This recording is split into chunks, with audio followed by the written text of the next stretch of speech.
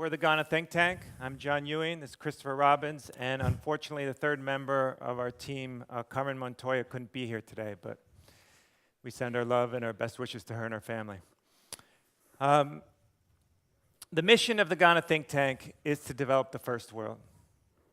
So we do that by collecting problems in the so-called developed world and then sending them to think tanks that we've established in places like Iran and Cuba and Ghana, El Salvador, Palestine, and a group of incarcerated teenage girls in the US prison system. Now we ask these groups to analyze the problems and then come up with solutions. We in turn agree to implement those solutions, whether they strike us as brilliant or absurd. Over the course of the project, we've collected hundreds of problems. People like talking about their problems.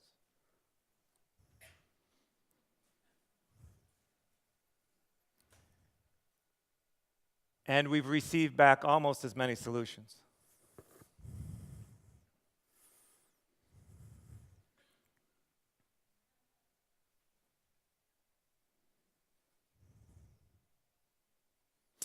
So the way we go about collecting the problems is we set up these automated video booths in public.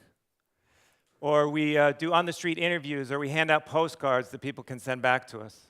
Then once we've collected all these problems, we send them onto our think tank so we can get their take on it. Right from the beginning, as I implement this kind of teachings to the kids, when I look at the camera, I can tell me, and be come along when I she let me, now make I'm a be here. No one be come along, I'm filming, I'm a geom, I'm a character speed, no lemon label. Pienso que una de las cosas que más admiro de Estados Unidos, de la cultura de Estados Unidos, que le apuesta muchísimo a la educación, a que sus hijos terminen la educación básica, se vayan a la universidad, porque siento que de una forma mantener el sistema de dominio a nivel mundial. Pero siento que le faltaría la otra parte, la parte humana, en valorar al resto de la gente que habita este mundo. Y eso yo lo he visto con, por ejemplo, en los Estados Unidos con los afroamericanos, ellos sí respetan a sus viejos, ¿eh? Sí. O sea, a su abuela, eso sí lo respetan. Y los latinos lo hacen, y los asiáticos lo hacen. Aquí en Westport el problema es que la mayoría son blancos, y los blancos son a los que va dirigido, yo creo que esto, ¿no? If there is people who want a revolution or not, or something related to the revolutions happening in those countries, don't you think so? Ако доведемо Вестпорт, него затворено за средину Коврање, речимо, и sad oni ne mogu tamo, nisu dobrodošli to. I šta da radimo da zatvorimo Vestport? So as a way of bringing these voices to a wider audience, we create these installations. These are places where people can submit their problems, they can see the think tanks, and they can sign up to get involved in implementing the think tank solutions. This one's in Germany, and here we have in China. We also create these mobile galleries that bring the experience out into the street. This one we created with Creative Time and Queens Museum in New York City. This was a donkey cart that we converted into a solar-powered media center to collect Moroccan solutions to American problems through the Smart Power program. And this one runs on a bicycle that we've been using to work with African refugees who are seeking asylum in Israel. This is with the Artport Gallery in Tel Aviv. So now I'm going to talk us through a few examples of us putting the think tank solutions into action. This is Westport, Connecticut, one of the wealthiest towns in the United States. A problem we kept running into Westport was lack of diversity. We are all white and wealthy, they complained. The think tank in El Salvador responded that you're probably actually a lot more diverse than you realize. You're just not counting certain people. Who's fixing your house? Who's tending your yard? I bet they don't look like you. Their solution was that we hire immigrant day laborers to attend Westport social functions. which we did for $15 an hour cash, same as their day laborer work. Now, as Ghana Think Tank has developed, we've realized it can also be used as a tool to create some really unlikely partnerships. So we started to expand the scope. This is the main bridge in Mitrovica, a violently divided town in former Yugoslavia. The Serb population and the Albanian population in this town are separated from each other by a river and protected from each other by international troops. We applied the Ghana Think Tank process differently here, asking Serbs and Albanians to solve each other's problems from across that river. And after 10 days of the process, a group of Serbs and Albanians who had not crossed the river since the war between them ended in 1999, they came across to work with the other side for this project. Essentially, they kicked us out of our own project. They said, "Why are you here? Aren't we talking to them?" And we realized this was a far greater success than anything we'd actually intended to do in that project.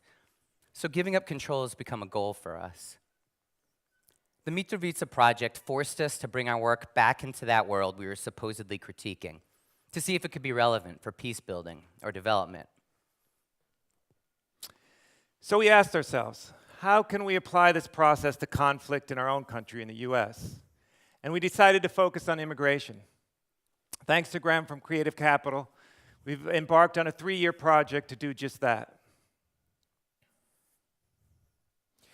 We've been collecting problems from vigilante groups, civil border patrols, such as the Minutemen, and then sending them to undocumented workers in San Diego or recently deported immigrants in Tijuana and asking them to solve them.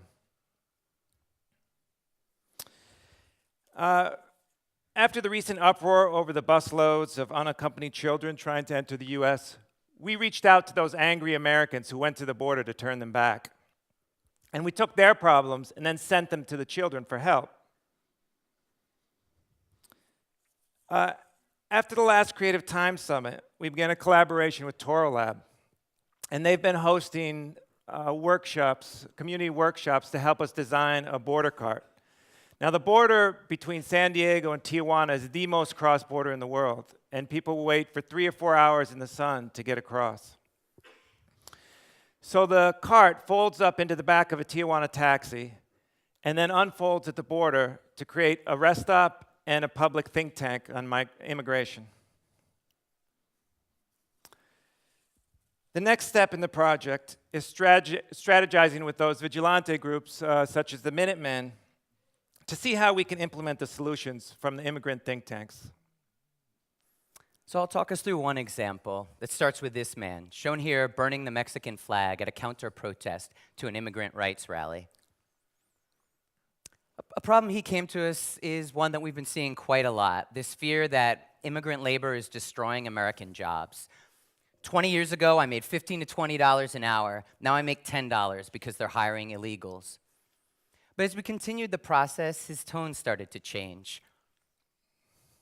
They can't live on that salary either, so they get nothing, and they take from me what I had. And as it continued further, his focus started to shift, away from blaming the immigrants and starting to look at that boss, their shared boss, who is exploiting both of them. Like the international bankers, he said, their job is to fleece the people.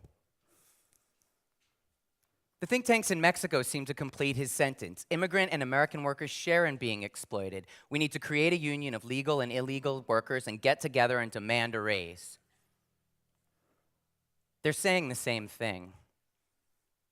We selected these two groups to work with specifically because they are so adamantly opposed, but they're saying the same thing. And as we look to next year, we're planning to bring a lot of our current border initiatives to a head for May 1st, which is when the Minutemen Project is planning their largest border muster in their history. They're calling it Operation Normandy, with the tagline, "This time, we're stopping the invasion on our borders." Thank you. I mean, you seem to move around very much, a lot. What do you think about short-term versus long-term presence and the impacts of that? Are there times when you feel like this is it? I want to work on this from here and now. Yeah. I just say that time is a big issue for us, and for a long time we're sort of set with the art timeline of a gallery of 6 weeks or months or so. And recently we've been able to get that grant to do the 3-year project. That's a big difference, and we're trying to continue that longer-term process. And also, we're trying to find ways that what we're doing can last longer than our input. And if you look at a project like what we just talked about, I live in New York, he lives in Boston, Carmen has moved to Brooklyn. It would be irresponsible to try to manage that entire project from far away. And in the end, the people who are impacted by the most obviously need to have control of it. So we've been trying to address that by we've started, I guess, 2 years ago, building teams in the places where we're working, and also increasingly handing over the solutions to either local organizations or people where the actions kind of overlap with what they're doing as well.